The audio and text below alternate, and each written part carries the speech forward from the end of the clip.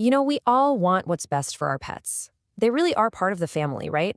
And a huge part of that is making sure we're feeding them the best food possible. For a lot of pet owners, that's led them to what feels like a very natural choice: raw meat. And yeah, you see this scene in kitchens everywhere now.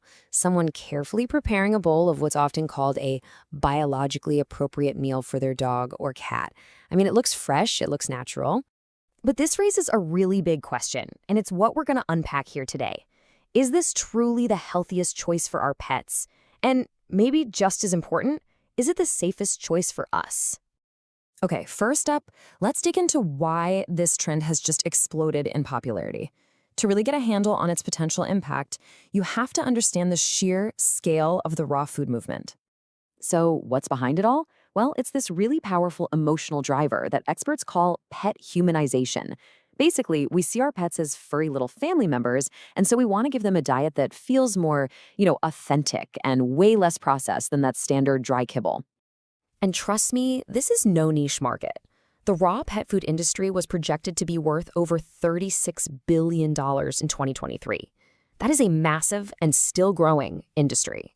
And all of this affects a staggering number of homes. Just look at Europe. An estimated 90 million households have at least one pet.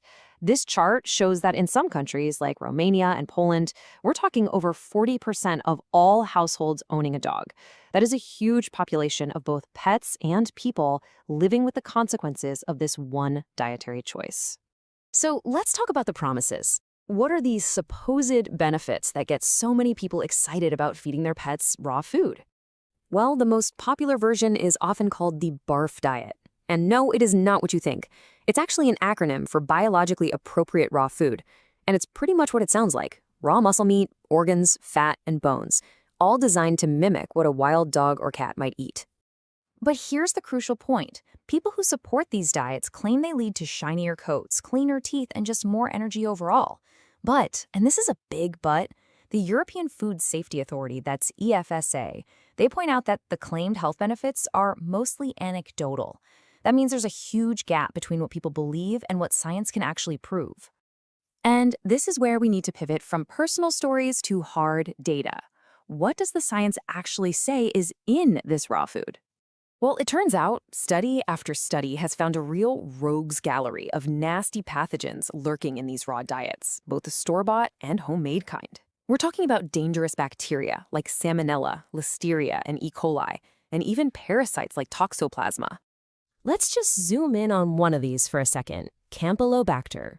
According to the MSD veterinary manual, this little bug is one of the leading causes of foodborne illness in humans all over the world, and a major source is undercooked poultry, for us and for our pets. This chart really puts the whole problem into perspective. A study in the Netherlands looked at 35 different commercial raw food products, and the results? They're kind of staggering. As you can see, a whopping 80% of the samples had E. coli, more than half had Listeria, and 1 in 5 had Salmonella. So this isn't a rare thing, it's widespread. Now, you might be thinking, okay, but my dog has a stomach of steel, and that might even be true. But the risk doesn't just stop with your pet. This diagram here shows exactly how these pathogens can make their way into our homes and, well, into our bodies. It all starts with the contaminated raw meat, which you feed to your pet. The pet can then shed these bacteria in its poop, its saliva, even on its fur, which then contaminates your whole home environment: the floors, the couch, their food bowls. And let's be clear, this isn't just some abstract theory. That contamination gets to us through very real everyday stuff.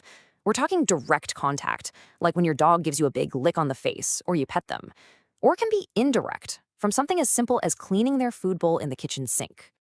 And that brings us to what might be the most serious public health concern of all, one that goes way beyond a simple stomach bug.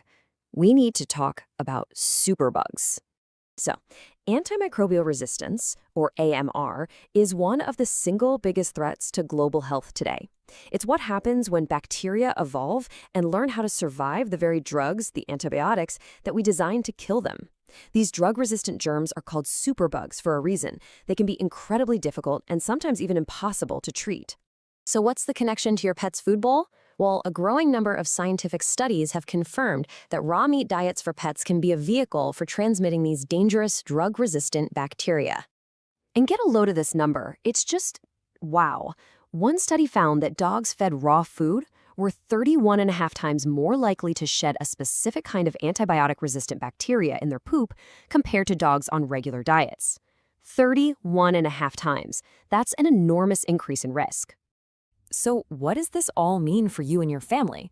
The bottom line is, feeding a raw diet could potentially turn your beloved pet into a sort of Trojan horse, silently bringing these antibiotic-resistant superbugs right into the heart of your home.